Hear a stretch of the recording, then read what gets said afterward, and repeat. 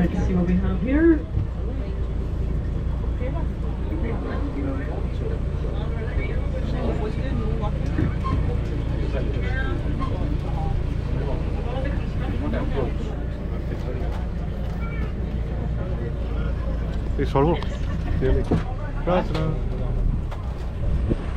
Alright everyone, welcome to Everglades National Park. You're currently in the third largest national park in the lower 48 states. Now I don't count Alaska. If I were to count Alaska, we drop to number 10. But in the lower 48 states, we are the third largest national park. Everglades National Park is 1.5 million acres, 1.5 million acres. There's only two other parks that are bigger in the lower 48. Death Valley and Yellowstone. Whoa, there we go. Right off the bat, we have an American alligator here on the driver's side. You can see it in the water. Alright, so this is the American alligator, of course, the star of the Everglades. Now, this part of the Everglades is very, very good for alligators. Fresh water, sawgrass, plenty of food. So hopefully we're lucky today and we get to see a lot more than just one. I want you to have a look at the head of this alligator. I want you to have a look at the color and the shape of the head. I want you to notice how dark it is. It's a dark color, a black color. Remember those two things, the dark color and the broad U-shaped snout. That's because we do have crocodiles in South Florida. And we do have two crocs that live in Shark Valley. Look like a stone, right? No guarantees that we're going to see them today, but there's a chance. Slim chance, but there's a chance we might see a crocodile today.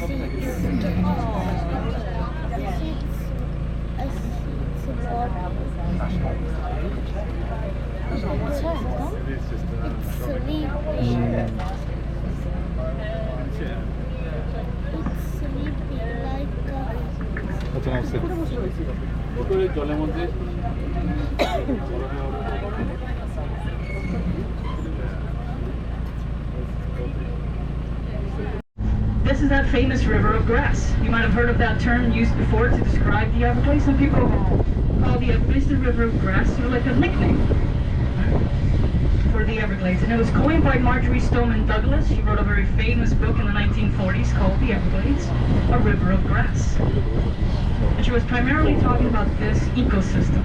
This is that famous river of grass. This is an actual river. It's just a very slow-moving river.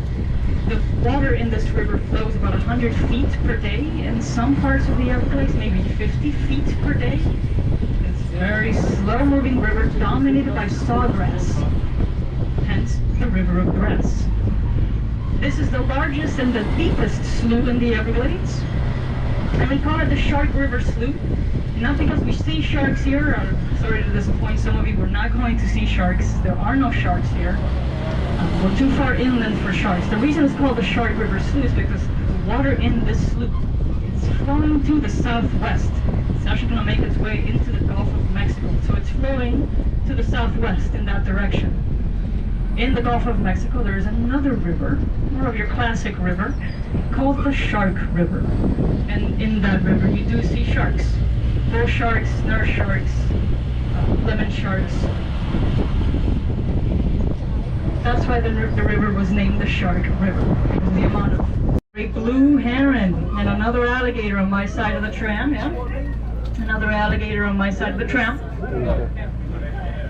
This is why the park was created to begin with, for the wildlife. We are famous for our wildlife. In South Florida, the Everglades is located 100 different species of birds. That one right there, that is the tallest of them all. That is the great blue heron. Stands about 4.5 feet tall, 6 foot long wingspan. You can see that long, slender neck. We call them wading birds because they're tall enough that they can wade in the water that's maybe a foot, maybe 2 feet deep. Now this one flew away. We don't have the best view of it, but hopefully if we see one up close, you can really see that sharp, heavy bill that they use to spear their prey. They are visual hunters. So we have the great blue heron, we have the great egret.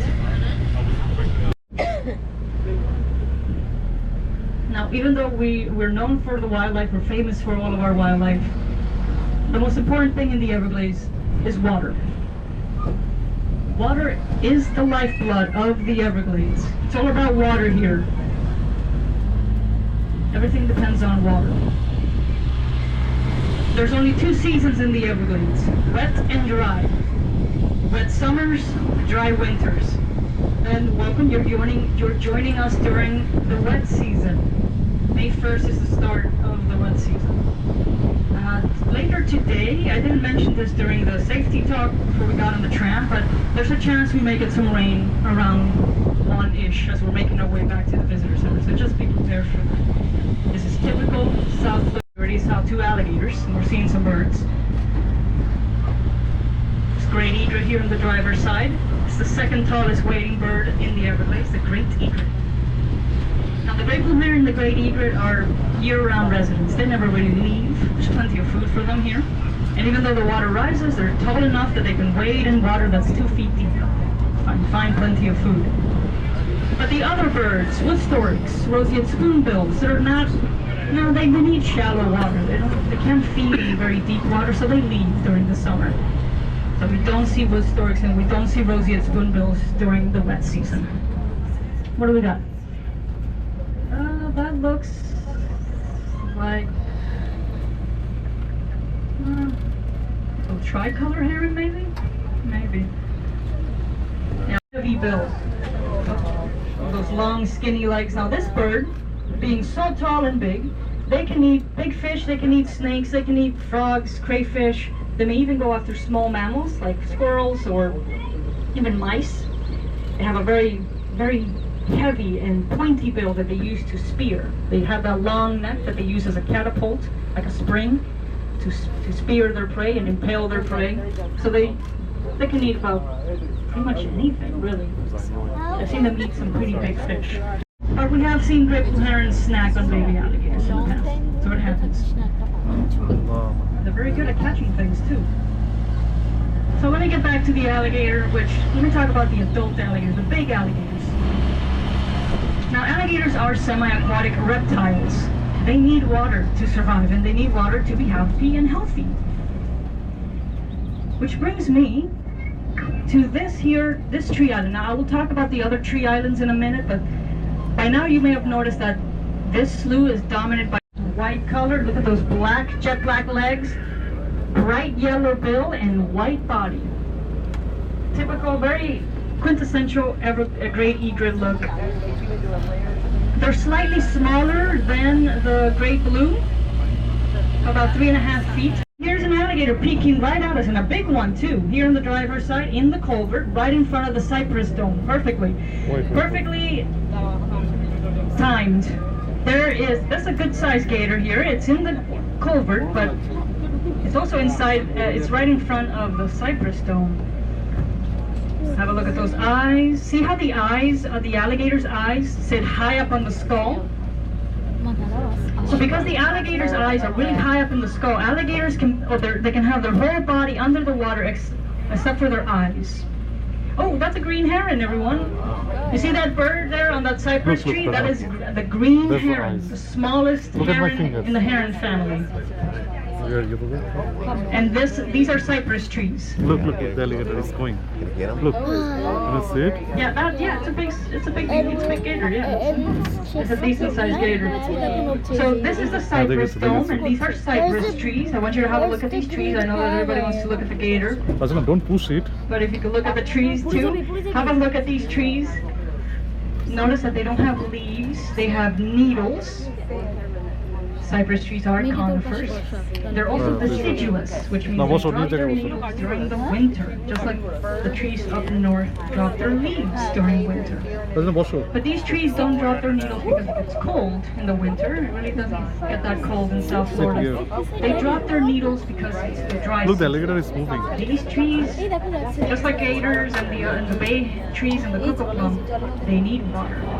These trees need water to survive. So during the dry season, they don't get enough water. So they drop their needles and they go dormant throughout the winter, throughout the dry season, just waiting for summer to arrive. Now they're grown all their needles back because it's the wet season now, and we get rain almost every afternoon, which is what they love. They love to be in water. They are specially adapted to grow standing in fresh water. They have modified roots called cypress knees.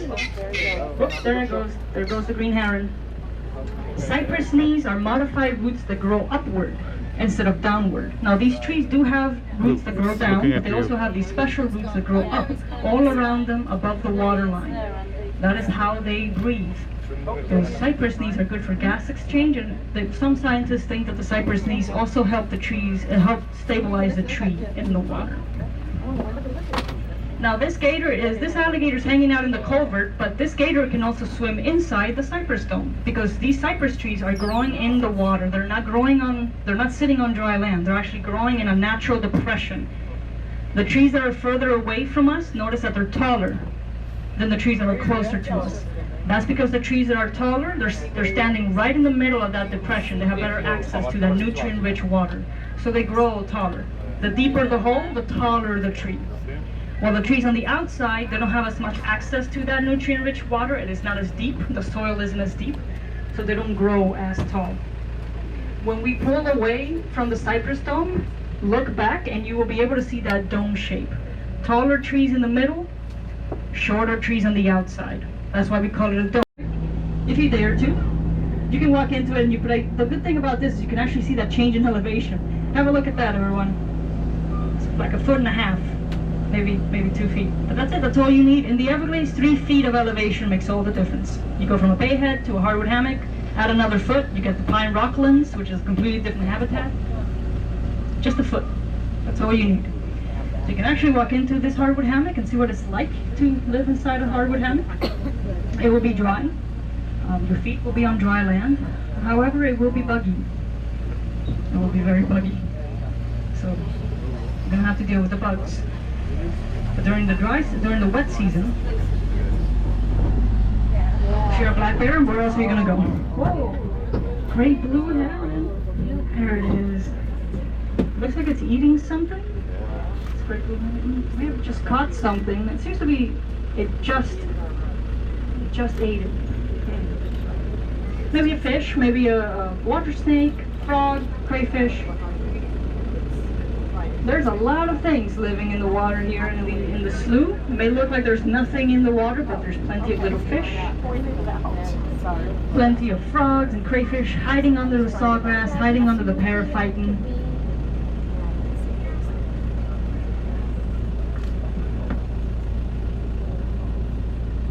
Black legs and bright yellow feet. You don't see the feet right now, but if it were to fly, you could see those bright yellow feet and the black legs. And the tricolor heron is showing you right now how it feeds, how it hunts. It's quick, it's agile, it's looking for small fish in the water, at the surface. The snowy egret, they use those bright feet to attract fish. Bright yellow feet, they glide over the water and they drag their yellow feet over the surface, scaring the fish or maybe attracting the fish, and when they come up to the surface or they jump, they grab them. Here, there's the tricolor heron just caught something. Here comes the snowy. Here comes the snowy. Did you see those bright yellow feet? Yep. I think that snowy came close to me, see if it could steal that fish from the tricolor heron. Nope. The tricolor heron ate it pretty quickly. See how they're fast. These birds, once they catch something, they don't waste time. They eat it right away. Because other birds may try to steal your food, or something else may try to steal your meal. You don't want to risk working that hard and spending all that energy and then have some other bird steal your food. Oops, alligator on the driver's side. It's a small one, not a big one. A small adult. It's the bird. The alligator also, look. There's an alligator. There's an alligator trying to eat a bird. No. Look, alligator here inside. See how it went into the culvert, into the pipe? So alligators use the culverts like a gator hole. Look. It's an alligator hole, really. It's deep. There's water there. The culverts retain water throughout the year, and they can hide in the culverts when they don't want to be seen. or when they feel scared or they get spooked, the alligator goes inside the culvert and it can stay under there for I hours. see the bird flying. In warm water, alligators can hold their breaths for up to 2 hours. In cold water, they can hold their breath for up to 8 hours. Grady, great on the driver's side. Oh, oops.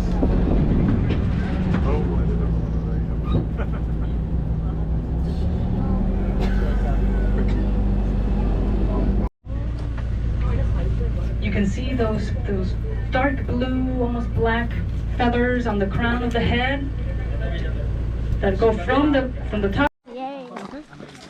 We're running the car again.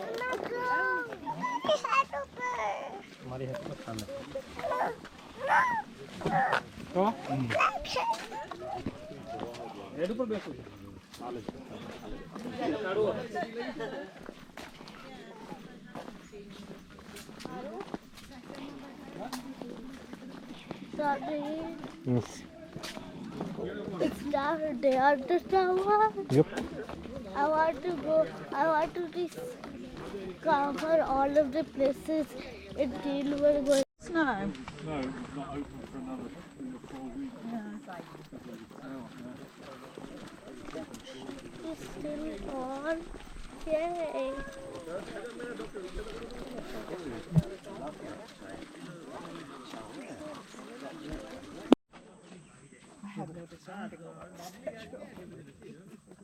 Victoria present.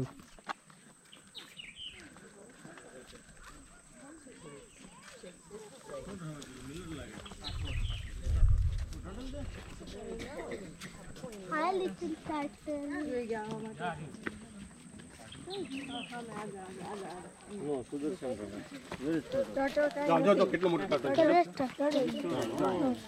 Oh yeah, look at this photo. Hi, turtle.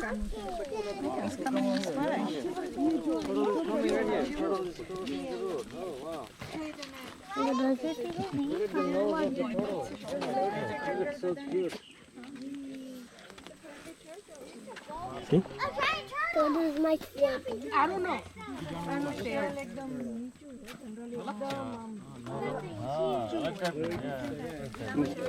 Fazla?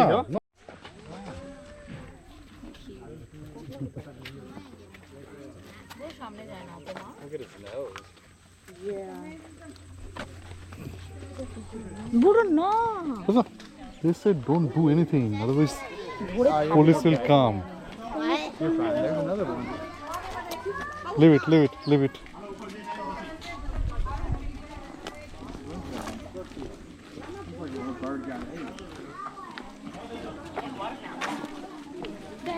Fazla, don't touch anything. They say it properly. You want to go to the police? আর একবার আমি যদি দেখি আপনার এই অসভ্যতা করে দেখি নাও sanitise করা হয়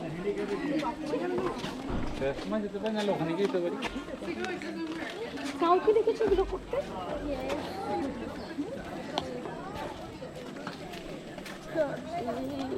Yeah, why are you doing naughty? Because I saw a boy also do. You should not touch now. If he jumps to the ground, will you do that?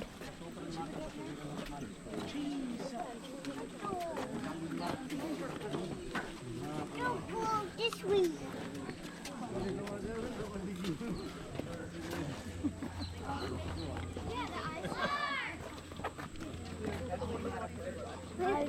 We're gonna take a stop.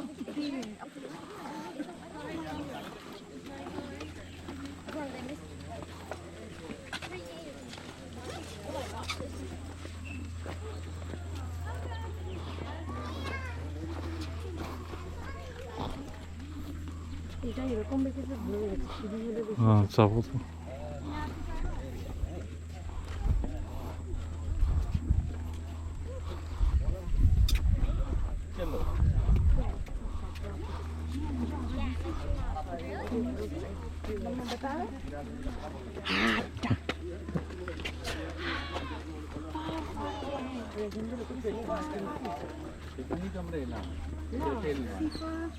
হ্যাঁ এটা দিয়ে এরকম তো আমরা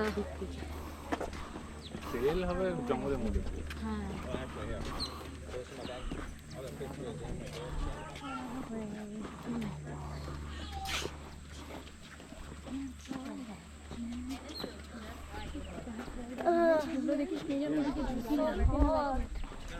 How can I even do this?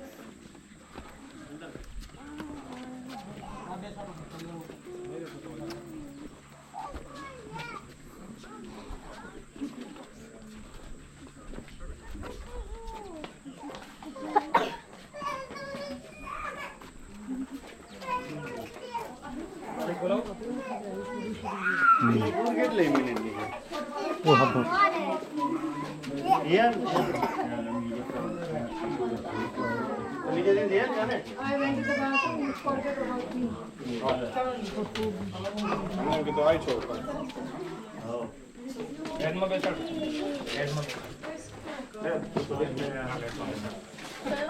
Hello.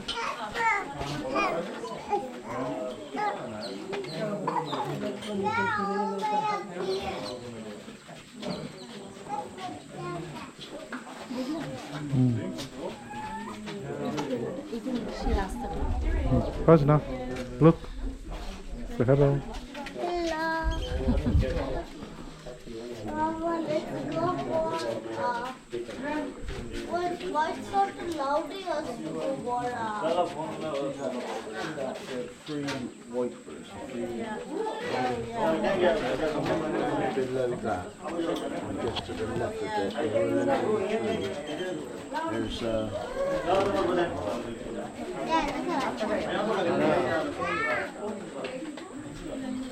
there's a turkey vulture. Like a lamb, not the tail. I was trying to get a lot of To the right, and there's two black birds there. The one closest to us is the turkey vulture. See that? We just put them out over there. No, over right near there. See there?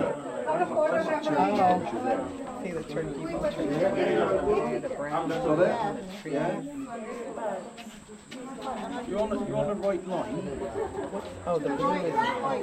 Yes, the right one. See the red head on it? So that's the turkey Bird vulture. on the tree over there, and there's more. His head is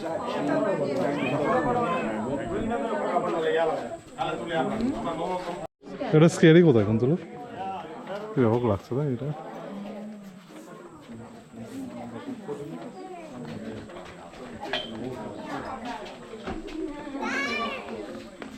Rajni, you want to go to the toilet, Rajna?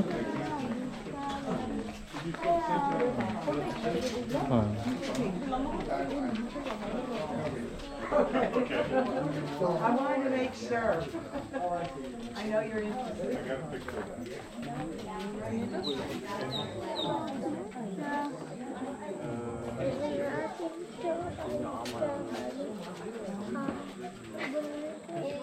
All jagah, huh?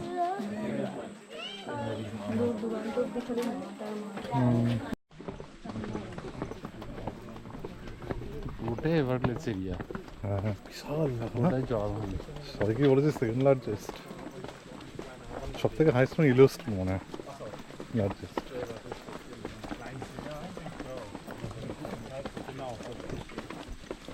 Very common bird in the Everglades. These are the ones that dive in the water and swim under the water to catch fish.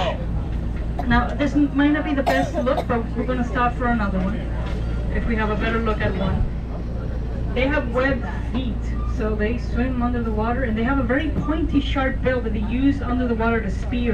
I'll back up just a little bit. Not a very big gator, but another alligator.